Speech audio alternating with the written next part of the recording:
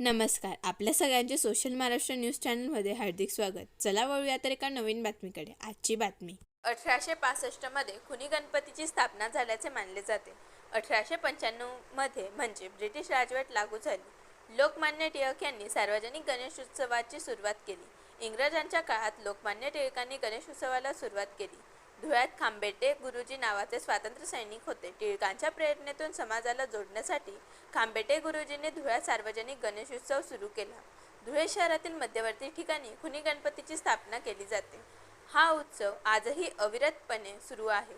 गणेश उत्सवासाठी शहरातील सर्व समाज बांधव एकत्र येतात. खुनी गणपतीच्या आगमनाची मिरवणूक टाळ मृदुंगांच्या गजरात काढली जाते. खुनी गणपतीच्या आगमन मिरवणुकीत मिरच्या मारुतीच्या मंदिरासमोर 5 भजन केल्यानंतर खुनी गणपतीच्या मिरवणुकीला सुरुवात होते.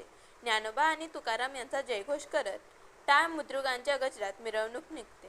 विशेष म्हणजे गणपतीचे आगमन होत असताना त्यावर कोणत्याही गुलालाची उधळ केली जात नाही. पारंपरिक पद्धतीने मिरवणूक काढली जाते. श्री खुनी गणपतीची मिरवणूक या ठिकाणी निघालेली आहे. परंपरेनुसार 130 वर्ष आज पूर्ण होत आहे. 1895 साली लोकमान्य टिळक यांचे हस्तक खांबेटे गुरुजी यांच्या हस्ते या गणेशोत्सवाला सुरुवात झाली. तेव्हापासून आजपर्यंत तीच परंपरा कायम आहे.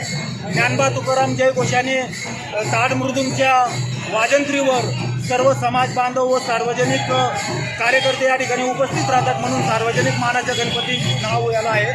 आणि धुळे शहरातला एक गाव एक गणपती अशी प्रथा पूर्वीपासून होती, ती आज मंडळाने कायम ठेवलेली आहे. व अनेक कार्यक्रम होतात. सृष्टीचे भजनाचा मोठा भंडारा असतो व सर्व धुळे शहरातील नवसाला पावणारा गणपती म्हणून या गणपतीकडे पाहिले जाते. बातमी आवडल्यास चॅनलला लाईक व सबस्क्राईब करा व दररोज अशा नवनवीन बातम्या पाहण्यासाठी चॅनलला फॉलो करा. धन्यवाद.